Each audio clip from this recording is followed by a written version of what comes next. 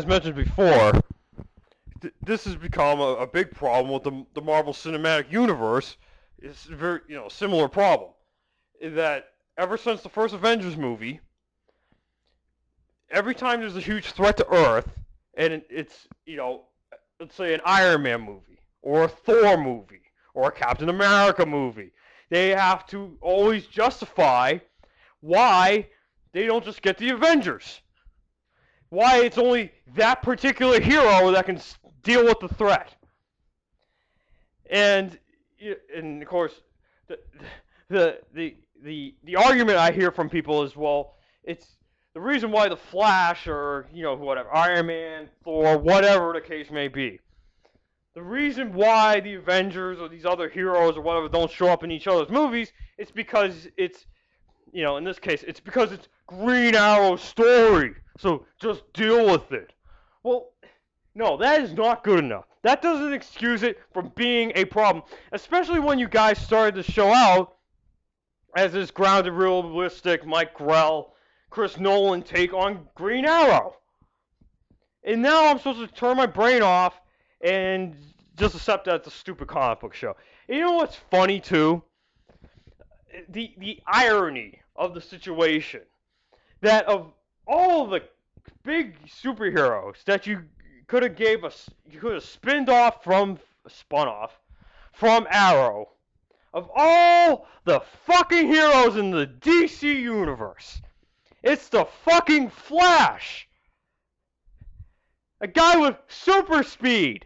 So in essence, it's the worst possible one from a logic standpoint, because we're supposed to get the impression, or at least this is the impression me and a lot of other people have gotten. I don't think it's ever said outright or what, but Central City is not that far away from Starling City in this universe. So all Flash has to do if he wants to help out Green Arrow is just run right over, because he has super speed. So he can be there very fast in a matter, I'm guessing, minutes. A couple minutes, I'm guessing. Okay, I just... Right? So, of all the possible heroes, it's the worst one! And every time you see this a lot in the second half of Arrow Season 3, that they have to justify why Flash doesn't just help. It's all, well, he's busy. What are you talking about? If you watch Flash, there's plenty of time where Flash is just screwing off, not dealing with supervillains or anything. Hell, he's going through a bunch of stupid love triangle with Wally West's future girlfriend, and you have, Iris West in love triangle bullshit with the cop guy, the Eddie Thawne bullshit. You think that's really worth his time? Or maybe, I don't know, helping out Green Arrow with fucking Ra's al Ghul, who's threatening to destroy the fucking entire city. Oh, that's not worth his time? And, I'm sorry, this is the absolute last straw for me. This should be the absolute final nail on the coffin for how fucking stupid these fucking crossovers are. They don't work. They don't work, and they're obviously a network mandate by a bunch of executives who don't give a fuck about story or anything. All they care about is this universe-building bullshit that Marvel made famous. Because, okay, way back when, we're talking back when I was growing up, okay? You were lucky if a movie got a fucking sequel.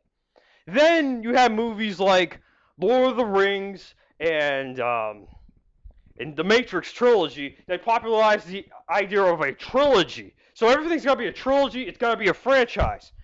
Then Marvel took it another step further. Now, not only are you going to have everything got to be a fucking franchise, but then you're going to have all other side movies like Ant-Man and Incredible Hulk, but then you're going to have other franchises too, multiple franchises connected, and then you're going to have one franchise. It's going to mix a bunch of characters from all the other franchises together to make one mega huge franchise. So now you have the shared universe. Comics says the shared universe. So now DC wants to do their own shared universe because, it makes Marvel shit-tillions of dollars. Well, in this case, it just doesn't work. For this story, it doesn't work. Now, What I propose instead, and the reason why it doesn't work, I go over again. This take on Arrow is supposed to be realistic. It's not supposed to have superpowers and shit. It's supposed to be like a realistic take on Green Arrow. And I'm supposed to buy that. This, Flash is running around dressed up in red, looking like a complete asshole. I went over this a billion times. And I said, and it's not just go back to parts 14, 15 of this video series. I go over how it's not just the fact that superheroes exist and superpowers exist in this universe now. Now it's the mentality of like the writing and things too. That it's just a live action goofy comic book. So anyway, the compromise that I propose is that every time that we have a network mandated Green Arrow Flash annual crossover, that it's considered what they call in DC Comics, because remember guys, they're going for live action comic books, so hey, why not borrow an idea from the comic books here? And it will actually work. Is what they call an Elseworld story. So, like I said earlier, have Arrow, the universe of Arrow, exist on its own, separate from Flash, and have, and they in the Flash finale they talk about the existence of a DC multiverse. When you do your eventual Green Arrow crossover, this is how they should have handled it. Is that you have Flash travel? Who cares as to why? Whatever plot device, whatever bullshit reason. Have him go to the universe of Arrow and just acknowledge that the story takes place out of continuity. That Flash and Arrow team up, but it doesn't actually affect Arrow, like the show Arrow. Like it's just within Arrow, the TV show Arrow, that crossover didn't happen. Right? So it's out of continuity. Or you do something like with Flash, like they do with time travel in the Flash, where an alternate timeline is created, and so you have Flash travel to the universe of Arrow, and a bunch of shit happens. But then because of time travel, the events of the crossover are undone, and Arrow and everyone kind of, maybe, probably except for the Flash, all the other characters don't retain any memory of what happened. Or, final solution would be, the final solution I propose would be, probably should better word choice there. Anyway, the last thing I propose is that we do a kind of like Flash travels to the universe of Arrow, but it's a different universe than the one in the show of Arrow. But it's still Green Arrow and everything. So you can kind of have your cake and eat it too. It doesn't fuck up the continuity of Arrow, but you can still have Flash interacting with the Green Arrow character. That's what I would have done. It just does not work with this universe, and I went over a billion times why it doesn't fucking work. And, in here, this is a great example. Why doesn't he just go to Flash for help? Why? He does it in the season finale. He gets help from Flash to fight off the League of Assassins. Why doesn't he do it here? Later, in Flash. Fucking Flash gets help from Green Arrow and Atom to fight Reverse Flash. Well, why can't we just do the same here, just opposite? Why don't we get Flash to help Oliver fight, Oliver's big bad guy? But hey, even forgetting that, even if we buy this argument, which I don't, that it's Green Arrow's story, that's why, blah blah blah blah. Okay, fine. Argus, why doesn't Green Arrow, Diggle, Lila, whatever, go to Argus for help? Because, after all, didn't Argus intervene in the Season 2 finale of Arrow? With the Miracle soldiers and all that shit, and fucking Amanda Waller was willing to blow fucking Miracle soldiers to high heaven with the fucking drone strikes and everything. Well, why don't they go to Amanda Waller and be like, hey, the League of Assassins threatened to destroy Starling City, just like Slade was going to. Why don't you get one of your drones to go to the League headquarters, just find out where the League headquarters is from Merlin, and be like, okay, drop some bombs on the motherfuckers and kill them. They're gonna destroy Starling City, so just drop some bombs on them and kill them. There. That's it.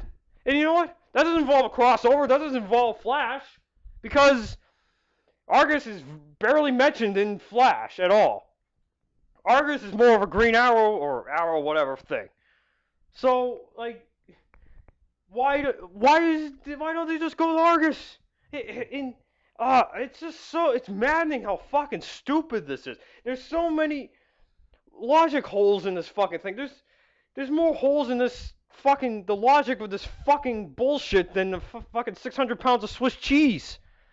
You know what this is like? This is like that fucking Dexter's Lab episode from fucking like 15 years ago or whatever, where like a 6 or 7-year-old fucking sent their episode idea to the creators, and the creators just fucking animated it. That's what this is like. This is like literally, it's like a bunch of kids. Like when you were a little kid and you play superheroes out in the backyard and you're fucking playing with your friends. This is what it's like. It's like one of the producers watched their kids fucking playing Green Arrow in the backyard, and fucking they just say, hey, let's make this an episode. That's what this is. You have one of the kids playing Ra's al Ghul because he really likes Batman, and you have fucking you know, the mind control drugs and something. That's something like a little kid would come up with. Oh, and then he blackmails fucking Green Arrow into fighting Ra's al Ghul, and Ra's al Ghul kills Green Arrow. It's like something a 7-year-old would come up with. Oh my god, come on, guys, this sucks. It sucks. You know what the best thing about this episode was? As I said when I started talking about this episode, the best thing is fucking Ra's al Ghul. The problem is, he shouldn't be there.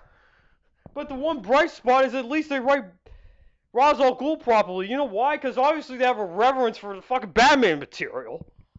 And they don't give a fuck about Green Arrow. That's why all the Green Arrow shit in this sucks. But then you get to the one Batman type thing, and it's actually decent. But again, the problem is it shouldn't even be in this fucking show because it's a Green Arrow show.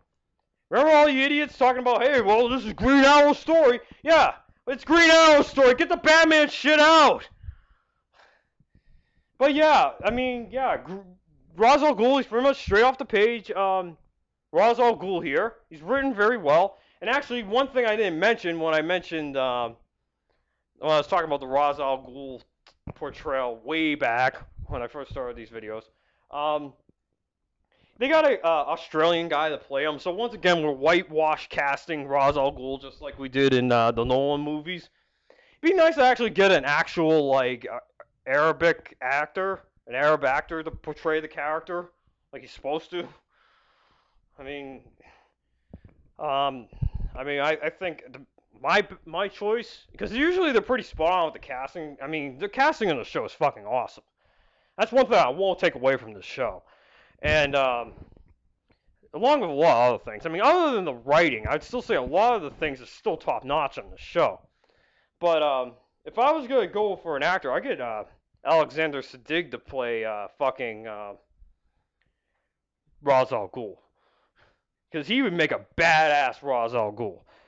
You maybe remember him from, I believe he was in Game of Thrones. He was, I know him mostly from Star Trek DS9, as well as the, you may have caught him a few weeks ago on the hit Spike TV reality show, Angry Barman. I mean, Bar Rescue.